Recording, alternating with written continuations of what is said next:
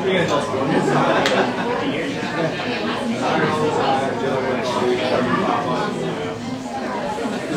it your idea? Yeah. Thank you so much for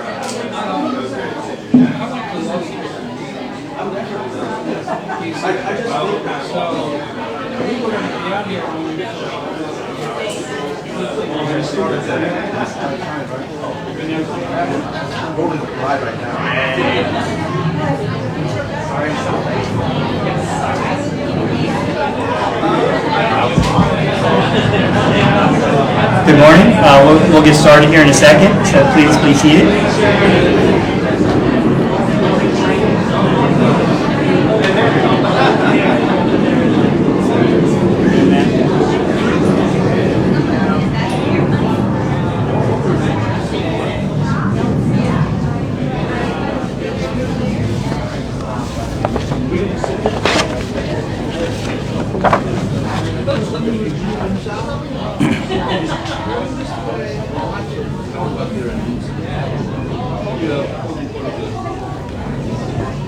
Good morning.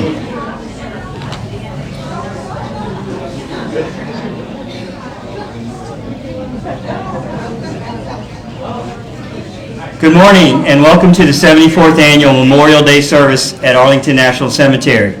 My name is Turner Kobayashi, coordinator of this annual event. We welcome those that are watching online and wish you were here. Each year, we gather here to honor those brave Japanese Americans that served our country and are now interred here. It began with members of the 442nd Regimental Combat Team in 1948 and continues to this day.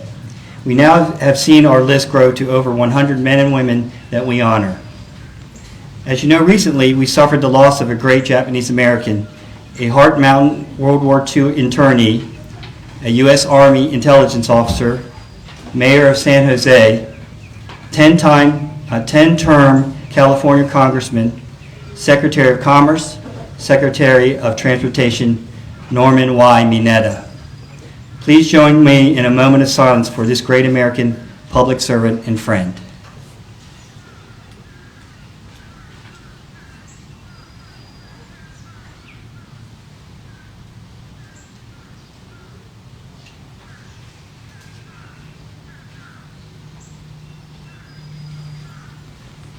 In 1993, at that time, Congressman Mineta was our keynote speaker for this event. It was my first year as chairman of this event, following my father's passing in 1992, and I will always remember the honor of him joining us here. Since 2021, we have added to our list to honor, in Section 25, U.S. Army Colonel Jimmy Kanaya. Later in our program, there's a special tribute to the Colonel. We are very fortunate to have as our guest today Colonel Kanaya's wife, Lynn, and his granddaughter, Lily Wright, who came from Portland, Oregon, and Seattle, Washington. Thank you very much for coming.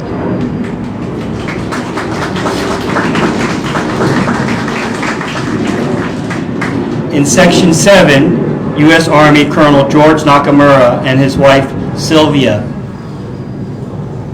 This is a special one. He was my Uncle George because he married my dad's sister-in-law, so it's a special one that Uncle George is here. In Section 60, U.S. Army Staff Sergeant Matthew David Suzuki. In Section 68, U.S. Army First Class George Shimizu and his wife Helena. And U.S. Army Sergeant Tadashi Nakamura.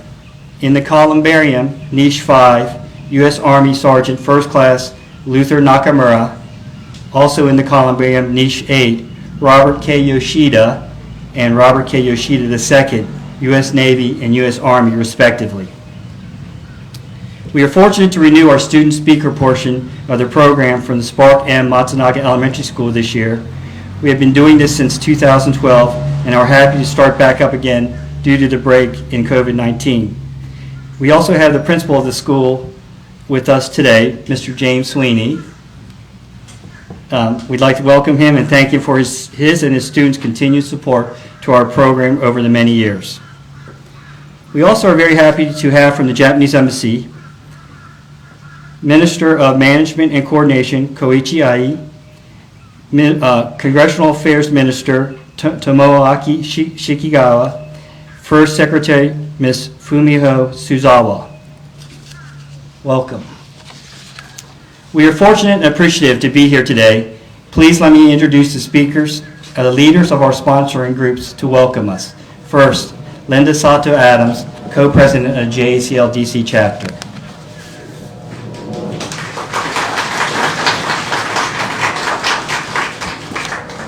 Hi, welcome to all of you who've joined us today, and especially to the veterans, their spouses, and family members.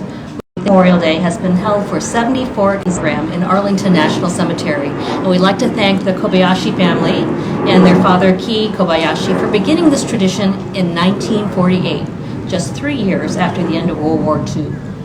This year, our theme is Defending Our Freedoms in Adversity, and it's a poignant one as we consider the adversity we're being faced with today.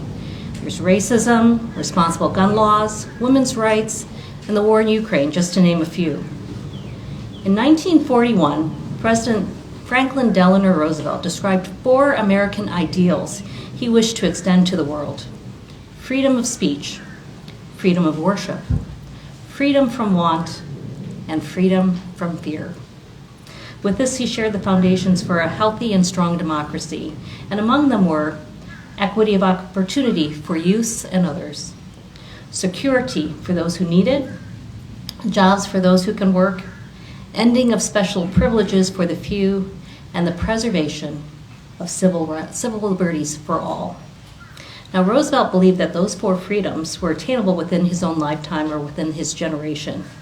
And yet on this year, on the 80th anniversary of Executive Order 9066, which he signed and brought about the incarceration of 120,000 people of Japanese descent, we're still falling short of those ideals. That was an insecure time back in World War II with a global war that had begun in 1939, and there was a lot to fear. Fear led to the incarceration during World War II with no due process to those of Japanese descent in America. And yet, despite the adversity against them, approximately 33,000 Japanese Americans served in the military during or shortly after that time. Those Niseis believed in those American ideals, and they went on to become the most decorated unit for its size and length of service in U.S. history. But our freedoms come with a cost, and they require sacrifice, responsibility, maintenance, and defense. Freedom is not a given. We must be careful not to let our freedoms get lost, be taken for granted, or just to give them away. This past week has been a tragic one, but I still have hope. Do we want to give in to fear? No, we do not. Must we do more to safeguard our freedoms? Yes, we do. I see our students as our hope. I see them standing up for their beliefs, and I see them adding their voice in order to create a positive change. We must ensure a well-rounded education so that they are well-informed and that the wrongful actions that have taken place in the past are not repeated in the future. We hope our students learn from and overcome the current adversities that they face so that they can truly cherish and value our freedoms in the future. Thank you.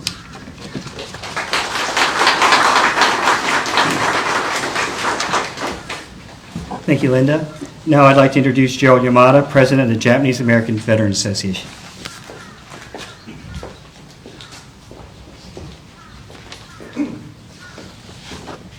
Thank you, Turner. On behalf of the Japanese American Veterans Association, I welcome you to the 74th Annual Memorial Day service at the Arlington National Cemetery. JAVA is again proud to co-sponsor this service. We thank the Ki Kobayashi family for organizing this event again. Today, we honor the soldiers who died while serving our country. For our community, we honor the 800 Nisei soldiers who died during World War II. They served at a very difficult time in our history. Their loyalty was distrusted based solely on their ethnicity. Yet they answered the call to serve to show that they were loyal Americans and still had faith in America. They truly died defending our freedoms in adversity. The sacrifice of those 800, together with the service of the 33,000 Nisei men and women who served in World War II, did make a difference for our community. Their patriotism and personal courage forged a lasting legacy that had benefited all of us. Their legacy enabled these historic events. Japanese immigrants were allowed to become naturalized citizens. Executive Order 9066 was revoked and repudiated. The Redress Commission concluded that Executive Order 9066 was motivated by prejudice, war hysteria, and the lack of political leadership. Those whose lives were disrupted by Executive Order 9066 received a letter of apology from the President of the United States and a $20,000 redress payment. The National Japanese American Memorial to Patriotism in World War II was built with the names of those Nisei soldiers killed during World War II inscribed on the memorial's granite walls. The Congressional Gold Medal was bestowed on them by a grateful nation, and the Go for Broke Japanese American World War II Forever Stamp was issued to honor their service. This annual Memorial Day service started in 1948 by the Washington, D.C. JACL chapter. Is a continuing tribute to attest that their service did make a difference. And we are here to affirm that we have benefited from their legacy. The Nisei soldiers answered the call to serve as their way to fight for the rights and dignity of the Japanese American community. On this day and every day, let us embrace their legacy by keeping faith in America as our way to fight the ongoing war against prejudice as the Nisei soldiers did during World War II. And in appreciation to all who have served and are serving, we simply say, thank you for your service and God bless you. Thank you.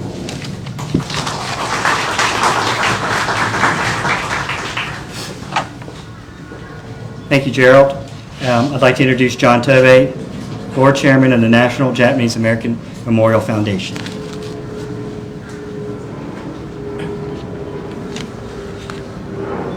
Hi, good morning, everyone. On behalf of the board, the staff, and the supporters of the National Japanese American Memorial Foundation, we are proud and honored to participate in this annual ceremony. After not being able to hold our usual Memorial Day ceremony for 2 years, it is wonderful to finally see many of you in person and to share this opportunity to pay homage to those who served and to also acknowledge the role, their families, and the critical support that they provided. This is a time to reflect upon the courage, integrity, selfless dedication, and patriotism of those we honor today. These sentiments echo the mission of the National Japanese American Memorial Foundation. I'm going to wait for the plane to go by.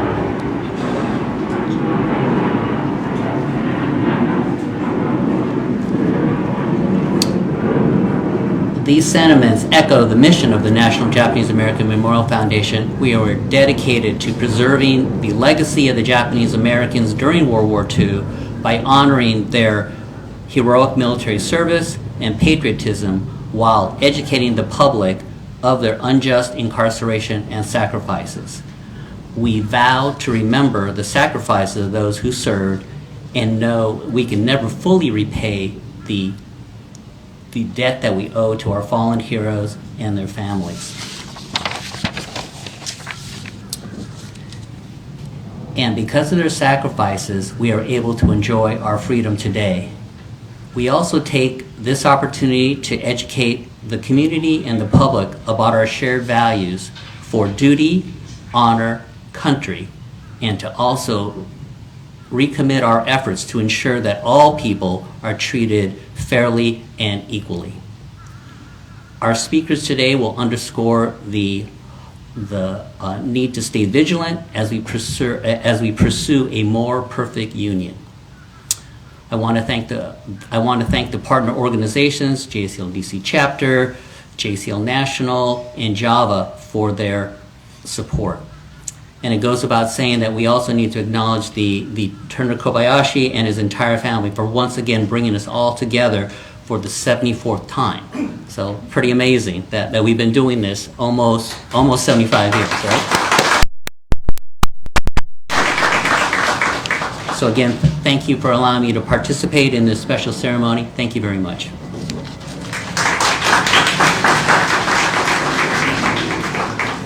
Thank you, John. Joining us this year as a sponsor is Japanese American Citizens League National. We have Bridget Kevany, the Norman Y. Mineta Policy Fellow, but unfortunately Bridget wasn't able to make it today, so greeting us today will be Alex Shinkawa, the Daniel K. Inouye Policy Fellow. Daniel.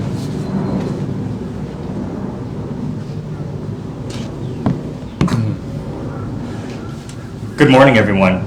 Thank you for inviting me to today's Memorial Day Remembrance. Like it was said earlier, unfortunately, my colleague Bridget Kevany couldn't be here with us today due to health issues. I'm deeply honored to join you all in commemorating the lives of our brave Japanese American veterans. This year's Memorial Day event, which is the 74th year, acknowledges the adverse conditions that JA veterans faced and their willingness to make the ultimate sacrifice while defending our country's freedom. As one of the leading national JA organizations with an expansive platform, the Japanese American Citizens League recognizes its duty to acknowledge and share the voices and experiences of those in service. We wish to take this opportunity on behalf of our members to thank those who selflessly served and sacrificed their lives in the Japanese American Military Intelligence Service, the 442nd Regimental Combat Team, and the 100th Infantry Battalion Group, along with Japanese Americans who have served in all branches of the military and in all conflicts and gave their lives for our country. On a personal note, my great-uncle Jack was a veteran, and even though he never really spoke to me about his time in the service, he was there for me while I was growing up, and he always tried to do right by his family. He was there for his wife, he was there for his children, and eventually he was there for his grandchildren. And he passed away 3 years ago, and I wish that while he was still here with us, I had taken more time to thank him for all the sacrifices that he made for all of our family.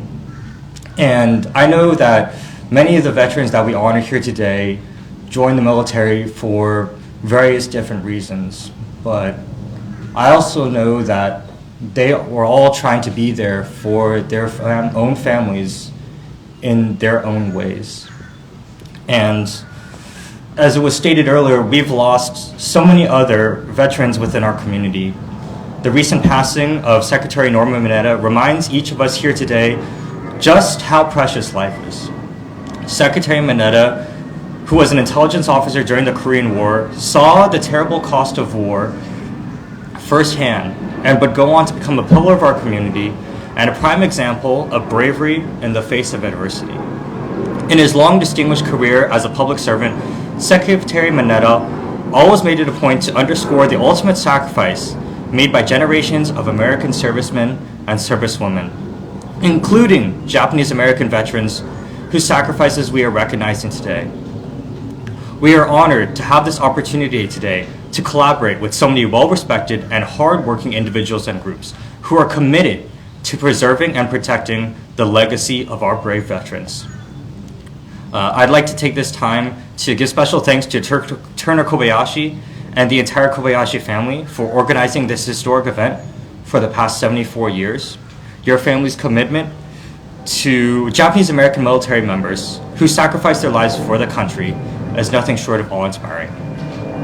I'd also like to thank and welcome our student speaker, Thomas Krulak, for being with us here today to develop remarks honoring the service and sacrifice of our deceased veterans and family. Lastly, I'd like to thank today's keynote speaker, Dr. James McNaughton, for his presence and sage words.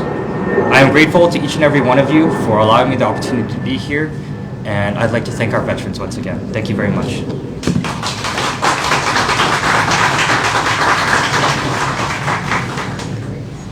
Thank you, Alex. That's wonderful. At this time, I'd like to introduce Janice Faden, the JACL DC Chapter Community Engagement Chair.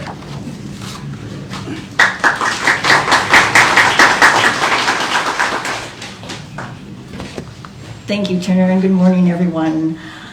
Since 2012, 10 years ago, Turner Kobayashi and his family have invited students from Spark and Matsunaga Elementary School in Montgomery County to speak at this annual ceremony.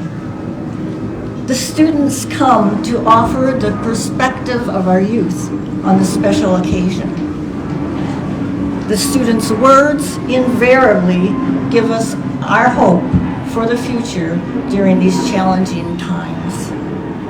But before I introduce Thomas Krulak, I would like to recognize his parents, who are sitting in the second row here, and his sister, Michael Krulak, Naomi Krulak, and Samantha Krulak. Welcome and thank you.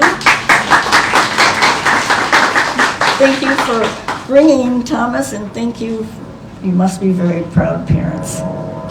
Also, I'd like to recognize Jimmy Sweeney, who I think Turner mentioned already, principal in the back there.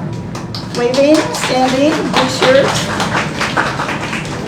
and his school counselor who brings us these speakers and guides them in their preparations.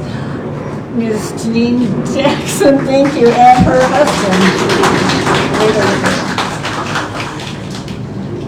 Thomas Krulak, I spoke to him this morning. I said, Thomas, do you mind or do you like being in the spotlight? And Thomas says, sort of, some of the time, and you will see, as I saw this morning, that he does present extremely well. So, Thomas is a fifth grader at Matsunaga Elementary School. At his school, he holds important leadership positions. He is a safety patrol member, and he is also editor-in-chief of the school newspaper called the Matsunaga Post. For extracurricular activities, Thomas plays ice hockey with the Montgomery Ice Devils and baseball for the Montgomery County AAA Nationals. He is a Cub Scout, where he recently received the rank of Arrow of Light. Thomas, being extremely athletic, also participates in skiing, mountain biking, and wakeboarding that I recently learned is the same as water skiing. So, already an accomplished member of his community, Thomas strives to be a good role model.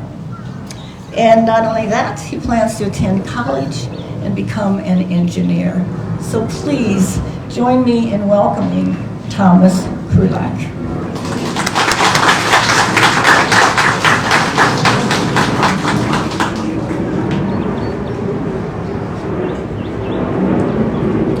Hello, good morning. Before I begin, I would like to say thank you to my school counselor, Ms. Janine Jackson, and school principal, Mr. James Sweeney, for selecting me to participate in this magnificent event. Also, I am very thankful to the members of JAVA, JACL DC Chapter, NJAMF, and JACL National, who carry on this tradition every year and are giving me the opportunity to speak here today. What is Memorial Day? This national holiday is one of the most important days in our country. Memorial Day honors soldiers and veterans who have fallen, fighting for our country. So many people have had to sacrifice many things to keep our country free. Many people participate in Memorial Day parades, services, and events. Overall, this day is to remember and honor those who committed to the military, those who died fighting, and all of those who made sacrifices for our country. The parents of 3 of my neighborhood friends are in the military. One day, their dad received a new assignment and they had to move away to Texas. I never saw them again, and that reminds me of how so many families across the country are affected by being members of the armed forces. My friends have been through some difficult times with deployments, but they have shown strength as a family. They support one another, and their friends and community support them. That is what many families across the country do every day. They have adapted to a lifestyle of constant change by showing patience and strength. Military families show a true dedication to our country by making this sacrifice to defend our freedom. I believe everyone in our country should honor Memorial Day because everyone benefits from the actions and sacrifices that military members make every day. These service members, many of whom we will never know, dedicate their lives by fighting for our freedom and safety. They fight a battle every day, whether it be mental, physical, or emotional. They protect us from danger every day. They fight to ensure that our country remains strong. The Java Memorial Day tradition reminds us to keep the fallen in our thoughts. We should not forget what they have given for our country. Therefore, I am proud to stand here today to honor the military servicemen and women of America, past and present. Thank you.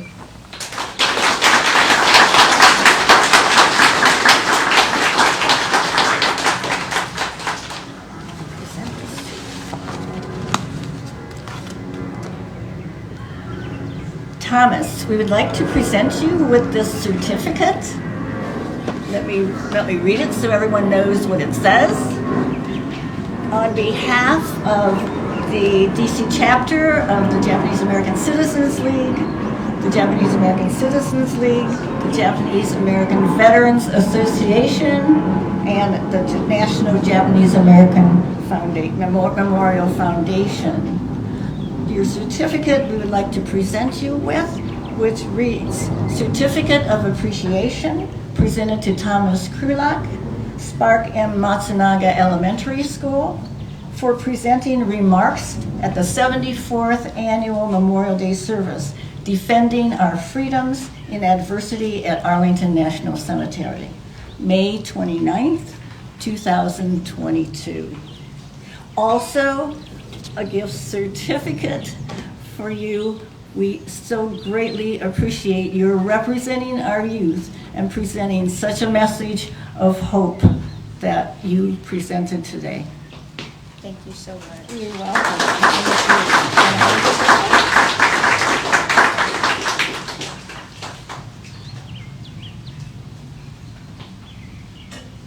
Okay. Thank you. Thank you. Thank you.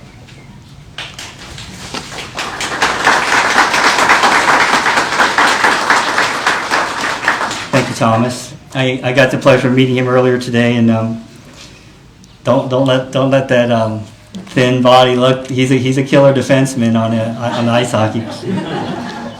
And like we agree, offense sells tickets, but defense wins championships. So keep doing it, buddy. At this time, I'd like to introduce Gerald Yamada, Java President, to introduce our keynote speaker.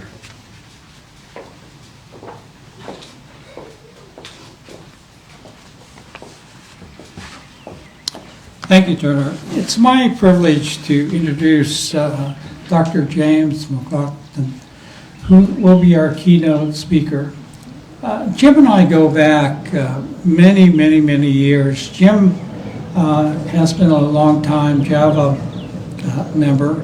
He has a long and distinguished service career. He served in the U.S. Army, he served in the Army Reserves, and he worked as an Army civilian. In that latter capacity, he was an Army historian. And one of his works really has benefited our community, is entitled The Nisei Linguist. And it's a story about the Japanese American service in the MIS.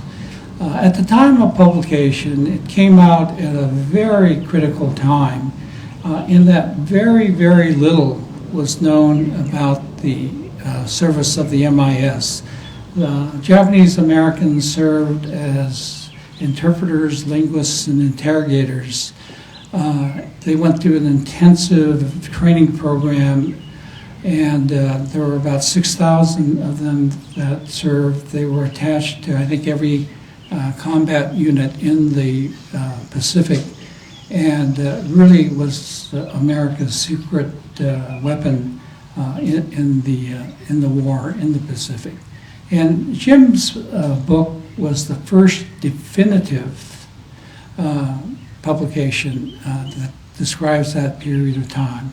So he has a wealth of information, and we look forward to his remarks. Jim, may I welcome you to the podium?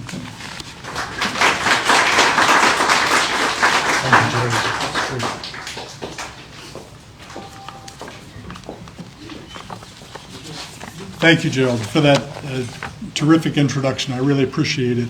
And Thomas, great job on your speech. You're a hard act to follow. So thanks very much for your remarks. I'm so honored to be here today, to be invited to be the guest speaker. First, I want to acknowledge our distinguished guests here and the distinguished organizations that make this ceremony happen together with the Kobayashi family year after year after year. But I really want to especially thank JAVA.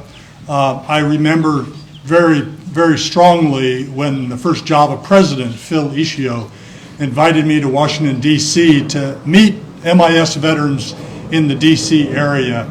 And it was, Phil Ishio was a MISer himself. And it was really the beginning of a very long education on the role of the MIS Nisei in World War II. We're gathered here this morning to honor those who lost their lives serving in the armed forces in time of war, especially those Americans of Japanese ancestry who gave their lives for their country during the Second World War and in subsequent conflicts around the world. When most people think of Nisei soldiers, they think of the 100th Infantry Battalion and the 442nd Regimental Combat Team. When I began learning the story, I approached it from a different direction. I began learning about the Military Intelligence Service. And at the time I was working at the Defense Language Institute, and there were 3 buildings there, they're still there, classroom buildings, that are named for 3 MIS linguists, Terry Mizutari, Frank Hachiya, and George I. Nakamura. All 3 were awarded the Silver Star posthumously for valor in the war in the Pacific. All 3 were MISers. As a historian, I became fascinated with how these young men answered their nation's call to defend our freedoms, your freedoms and mine. They fought and died on distant battlefields and in the face of such prejudice at home. We should always remember that the Nisei soldiers of World War II fought on 2 fronts. As President Truman told veterans of the 442 shortly after the war, you fought not only the enemy, but you fought prejudice, and you have won. Keep up that fight, and we will continue to win to make this great republic stand for just what the Constitution says it stands for, the welfare of all the people all the time. But this double victory came at a steep price. Memorial Day is set aside for us to reflect upon the price they paid, they and their families paid.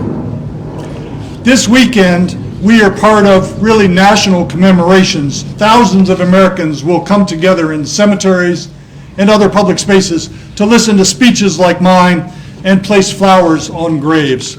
It's an American tradition more than 150 years old. As we've already heard, Memorial Day began right after the Civil War, and it was soon renamed, started as Decoration Day, soon renamed Memorial Day, and the tradition quickly spread throughout the country. As the years passed, other Americans fell on other battlefields, and as the years passed, along with the 4th of July and other national holidays, Memorial Day became one of the cornerstones of what some have called America's civil religion. That set of beliefs and practices that are the foundation of our republic. When we join together in a ceremony like today, when we fly the American flag on those special days, we are reminded of what we share as Americans, what makes us Americans. It's especially fitting that each year Memorial Day also marks the end of Asian American, Native Hawaiian, and Pacific Islander Heritage Month. I've always liked that connection because military service, and yes, military sacrifice, has been an important part of the Asian American and Japanese American story from the very beginning. Today's ceremony is special. As you've already heard, it stretches back 3/4 of a century to when another MISer, Lieutenant Ki Kobayashi, organized a ceremony to honor the first 2 Nisei soldiers who were interred here at Arlington National Cemetery. We are grateful to his family who support this ceremony to this day. This weekend, Japanese Americans and their friends will gather at ceremonies such as this in military cemeteries in Italy and France, where 442 and 100th Battalion soldiers lie, in the Punch Bowl in Hawaii, and in cemeteries across this great land, wherever Nisei veterans have their final resting places. When America entered the war, here's the history lecture part. When America entered the war in 1941, it was not clear whether the Nisei generation would get the chance to fight for their country.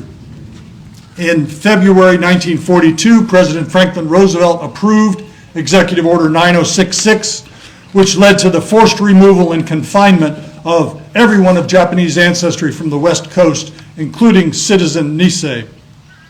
But a year later, Roosevelt declared every loyal American citizen should be given the opportunity to serve this country wherever his skills will make the greatest contribution. This was a dramatic reversal of the previous policy, of course, that had labeled American citizens of Japanese ancestry 4C, or enemy aliens ineligible for service. So these Nisei volunteers were organized into the 442nd Regimental Combat Team, which joined the 100th Battalion in Italy. This story is well known.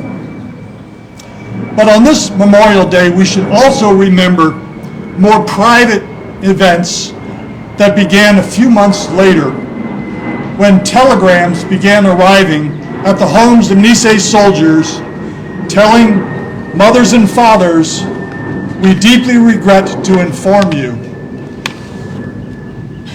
In September 1943, the 100th Battalion went into battle in Italy, and the telegrams began to arrive announcing that their son or husband had been killed, wounded, or declared missing. Imagine, just weeks before the Christmas holidays, to receive such devastating news. Issei mothers and fathers were devastated. They were shattered. For those families, their lives were changed in an instant. Even if they didn't get a telegram, other mothers and fathers, brothers, sisters, wives, held their breath. Would the next telegram come for them? If not today, maybe tomorrow or the day after. It was a time of deep anxiety. As the fighting continued, each telegram landed like a bursting shell, instantly causing overwhelming grief. On the mainland, many Issei parents had already lost so much. Their shops, their farms, maybe their fishing boat, their possessions, their dignity. And now this. For some, it was more than they could bear. To be honest, some never recovered from the shock. The news reports mention unfamiliar Italian place names, the Volturno River, Monte Cassino, Anzio. The 100th soon earned the nickname the Suicide Battalion. I don't think that was very reassuring to the families waiting back home. But what choice did they have? America was at war, fighting what today we would call an existential war. And their sons, their brothers and husbands were American citizens. America and its allies were fighting to defend freedom so that no autocratic ruler would ever again dare to invade a neighboring country. The Nisei had a duty as American citizens to fight for their country and thereby to prove their loyalty as well as their courage. They fought alongside other Americans of other colors, as well as soldiers from other nations, united in a common cause. Well, the families at home had a duty as well, a different duty. The duty to be patient, the duty to pray, the duty to hope for a sign their soldier was still alive, a personal letter, a photo, a postcard, anything but another War Department telegram. When the 100th was joined by the 442 in Italy, the War Department telegrams kept coming, more of them than before, and some were now being delivered in mainland camps with names that, like the Italian place names, most Americans had never heard of. Names like Manzanar, Hart Mountain, Jerome, Tule Lake. Names that every American can now read on the Japanese-American Memorial to Patriotism, just a couple blocks from our Congress on Capitol Hill. News from the battlefront now mentioned even more unfamiliar place names: Belvedere, Bruyere, Bifontaine, the Vosges Mountains, and the Po River Valley. In some of the most intense fighting of the war in eastern France, the 100th and the 442 suffered a combined total of more than 1,000 battle casualties, including over 200 dead or missing and more than 800 wounded. And from across the Pacific, other telegrams, though in smaller numbers, brought tragic news to Issei parents, coming from unfamiliar place names like New Guinea, Leyte, Luzon, and Okinawa. With little public recognition, the MIS were likewise paying in blood to defend our freedoms. Each soldier lost was a terrible tragedy for his family, but it was just as much a loss to our nation. How many future teachers and business owners did we lose? How many doctors and lawyers did we lose? How many other Spark Matsunagas did we lose, who could have dedicated their lives to public service, to making America a more perfect union? How many great Americans like Jimmy Kania, who fought with the 442nd, survived a German prisoner of war camp, as we will hear in just a few moments, and then went on to serve for 34 years of honorable service in the U.S. Army, retiring with the rank of colonel. We can never fully calculate the cost. Each was a unique individual lost, with unique gifts and a promising future cut short. By the time the war ended, Japanese-American families shared their sorrow with thousands of other grieving American families. And here in Washington, D.C., President Truman honored what remained of the 100th and the 442 with their 7th Presidential Unit citation.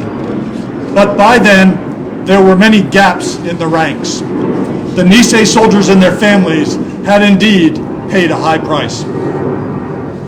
After the war, other Americans of Japanese descent donned the uniform to fight America's war in other distant lands, in Korea, Vietnam, Afghanistan, and Iraq, following in the footsteps of the original Nisei soldiers.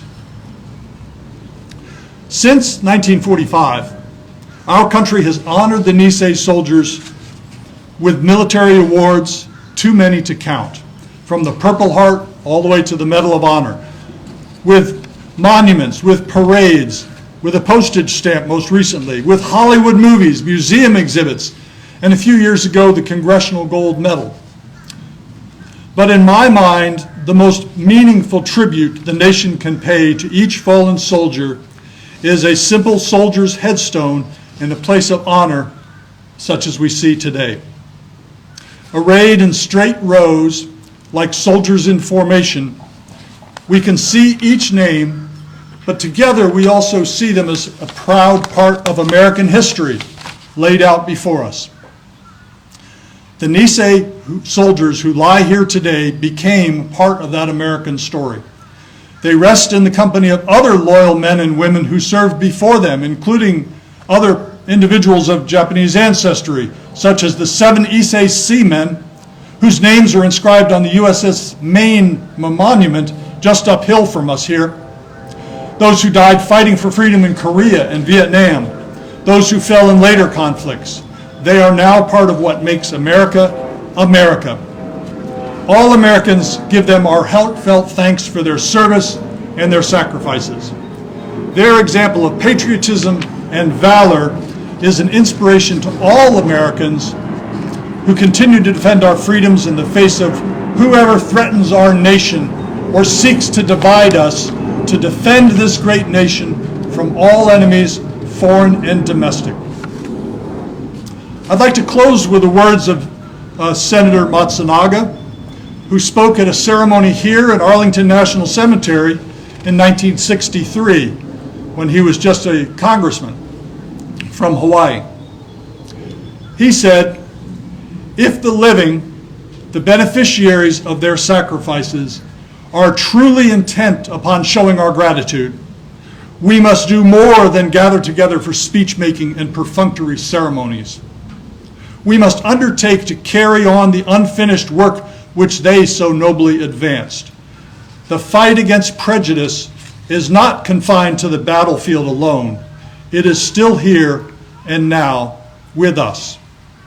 Senator Matsunaga is just one inspiring example of what it means to lead a life of service and to defend our freedoms in adversity.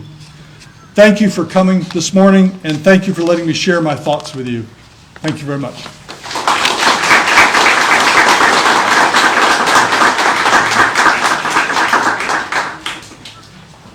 Gerald, Linda, Alex, John, please come up. Doctor, please.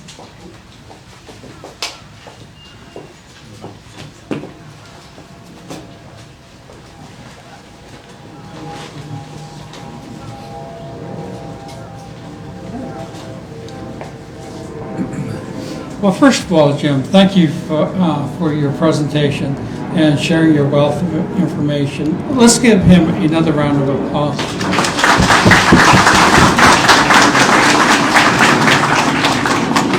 On behalf of the sponsoring organizations, we thank you for your presentation, Jim. And in commemoration, we'd like to present you with this image of the Go for Broke stamp that was issued last year. Thank you.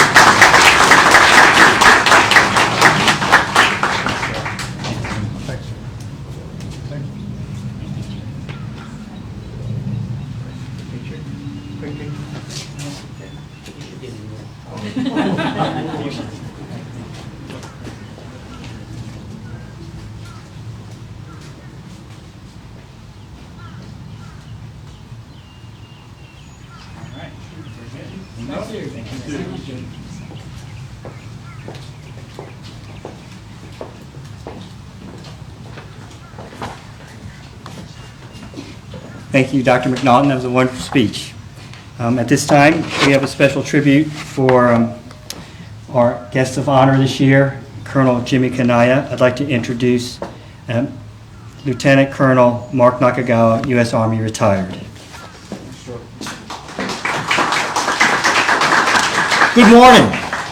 I've got a tough act to follow. First, young Mr. Krulak, Dr. McNaughton. There's a reason why he's a doctor of history, and then you caught me.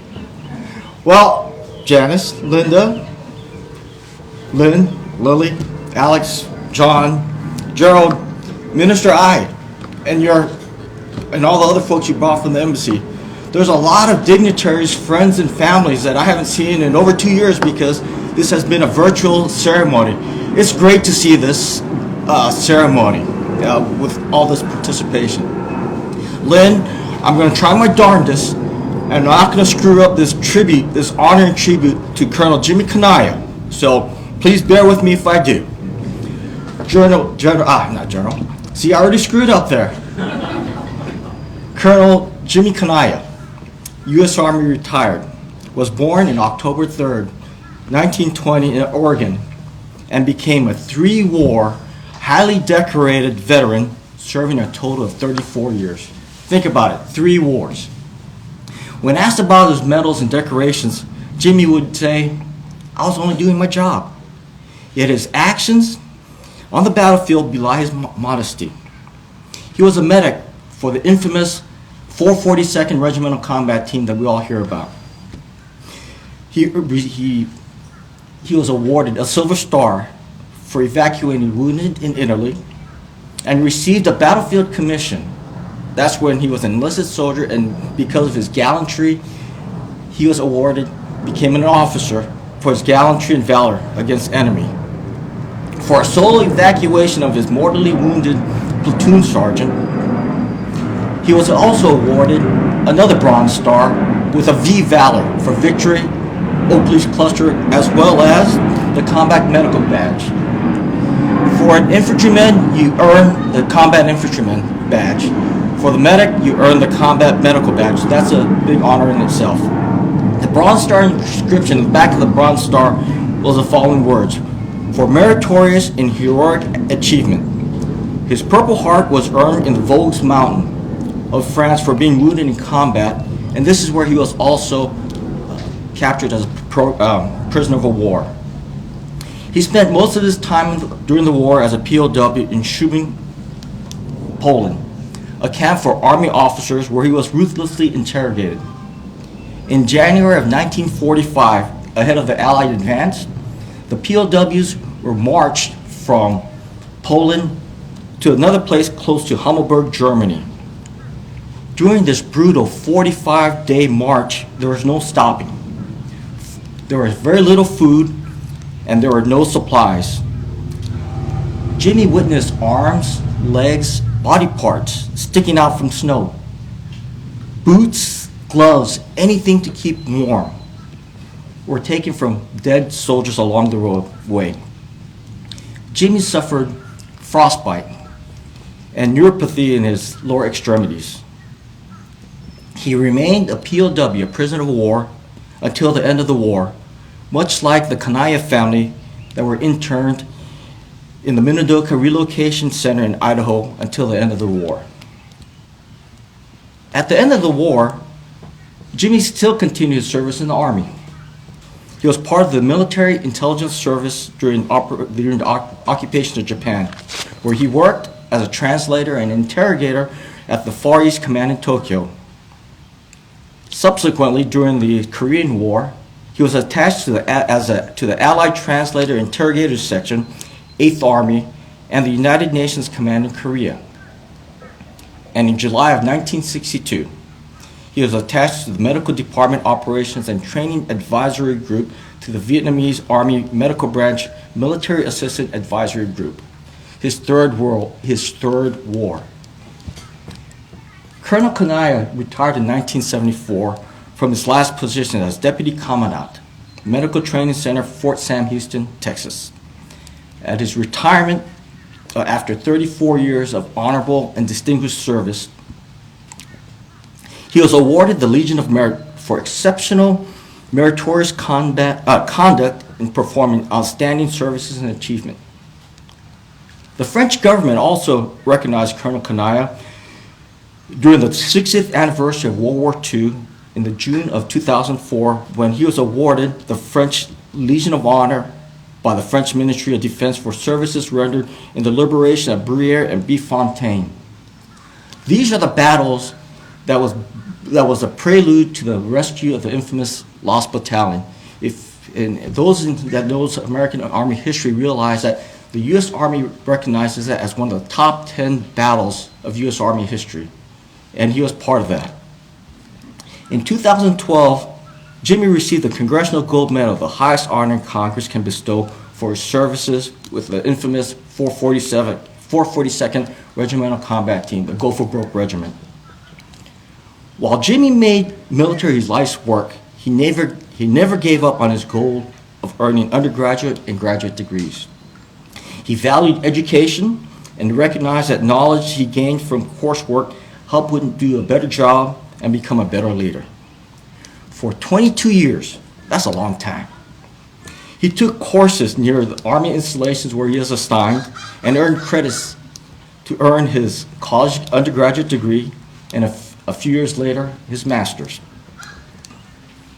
As with other 442 veterans, as well as the one Puka Puka, the 100th, and the MIS veterans, Colonel Kanaya's service would pave the way for future generations of Japanese Americans serving in the military. The words of Timothy 2, chapter 4, verses 7 to 8 describe Jimmy's journey in life. I've fought the good fight. I've finished the race. I've kept the faith. This humble hero inspires us all to continue to do our best, to be the best and relish life of freedom that he and others fought so hard to achieve. Colonel Kanaya, U.S. Army retired. As a retired U.S. Army officer myself, I honor and thank you for paving the way for other Japanese Americans to be able to serve in the military. And for that, I salute you. Cool. Thank you.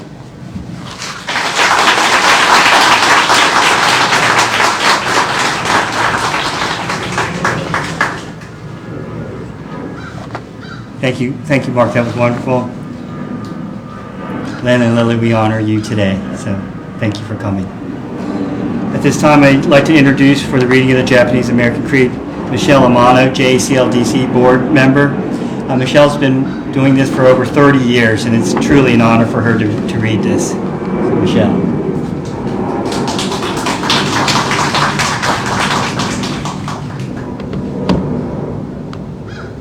I am proud that I'm an American citizen of Japanese ancestry, for my very background makes me appreciate more fully the wonderful advantages of this nation.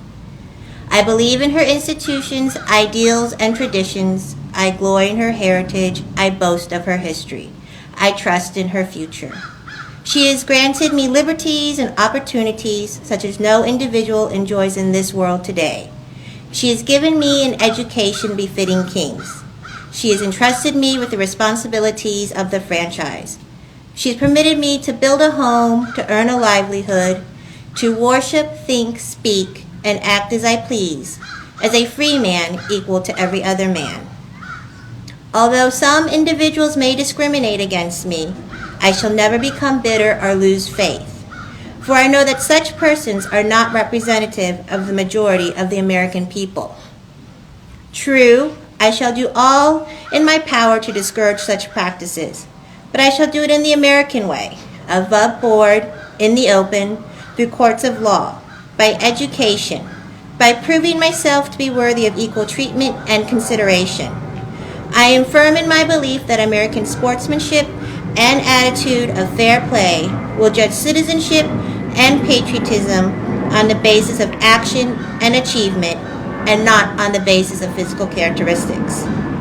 Because I believe in America, and I trust she believes in me, and because I have received innumerable benefits from her, I pledge myself to do honor to her at all times and in all places, to support her Constitution, to obey her laws, to respect her flag, to defend her against all enemies, foreign or domestic, to actively assume my duties and obligations as a citizen cheerfully and without any reservations whatsoever, in the hope that I may become a better American in a greater America.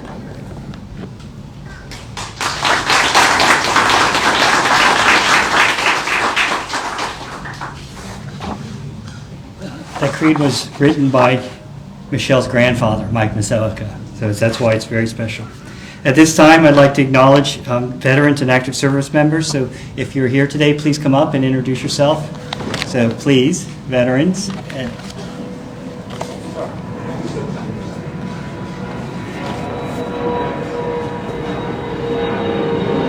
Mark Nakagawa, U.S. Army, who?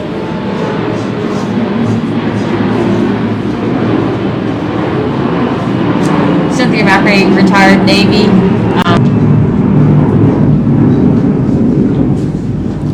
Howard High, U.S. Army veteran. Al Goshi, United States Army.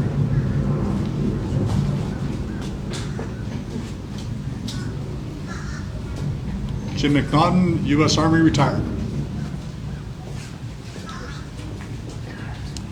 Gerald Yamada, U.S. Army. James Joy, United States Navy. Bradley Sakaguchi, United States Army.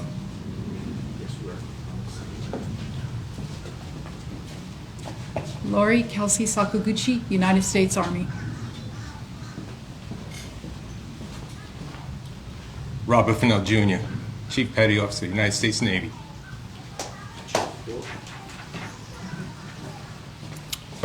Shiro Mori, United States Army.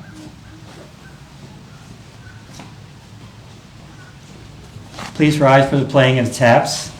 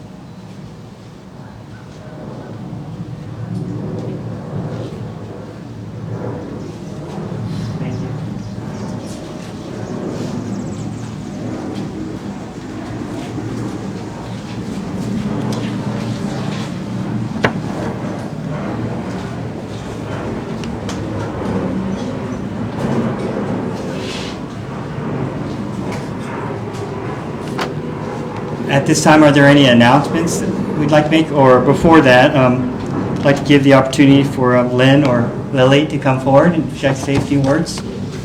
Thank you.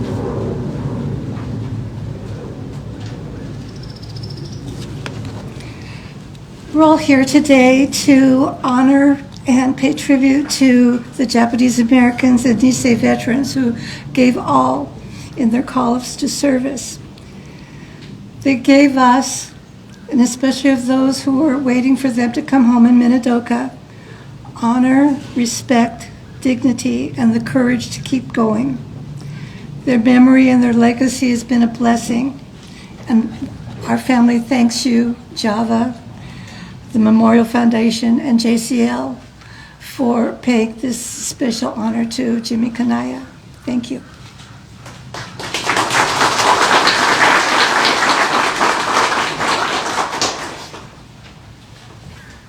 Okay, I'd just like to thank Arlington National Cemetery for supporting us for 74 years now, specifically Warren McFarland, who coordinates this event with us each year. Are there any other announcements that anyone would like to make? Upcoming events or anything? Hey, Gerald?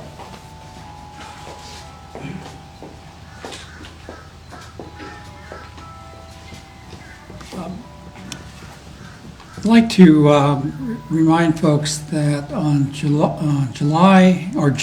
9th, Java, in partnership with the Japan Information and Cultural Center, is sponsoring a photo exhibit of World War II veterans. It's the first time we've collaborated with JICC, and it's really been a wonderful experience. But the exhibit itself has been put together by Wayne Sato, who's a photographer, well-known photographer in the LA area. And over the past 20 years, he's gone through the country to take photographs of World War II veterans. And he has compiled those photographs in two beautiful books, and he's going to extract from those books and put together an exhibit for us here, together with profiles of the soldiers that will be highlighted.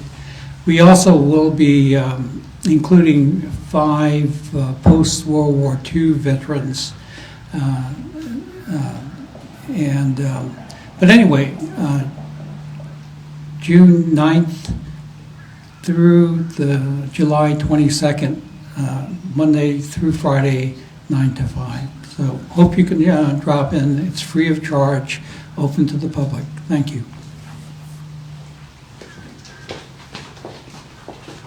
Okay, is there any other announcements? Okay. Hi, everyone. We would like to invite you to our first in-person event. Oh, actually, it'll be the second. This will be the first. But our second in-person event for the JACL DC chapter. It's going to be our annual picnic, and it's going to be on Sunday, June 12th, starting at 12 o'clock at the Cabin John Regional Park. So we would just like to invite everybody who's here. We would love to see you and enjoy some time with you to spend together with our friends and family. So thank you.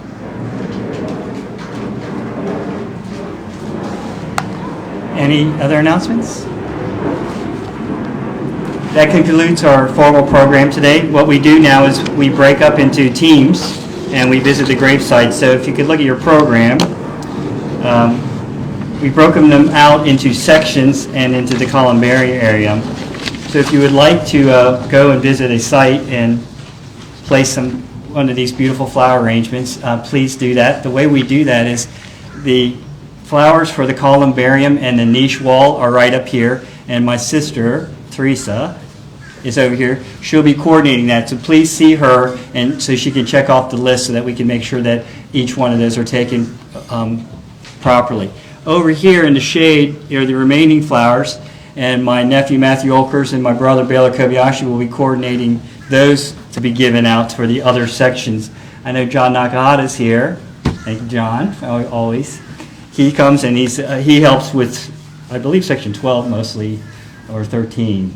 But okay, he does the higher one. So, but he will coordinate a team there. So please come see one of my family members, and we'd be happy to help you get these flowers out so that we can honor those that are interred here. So, other than that, thank you very much for coming. We appreciate it.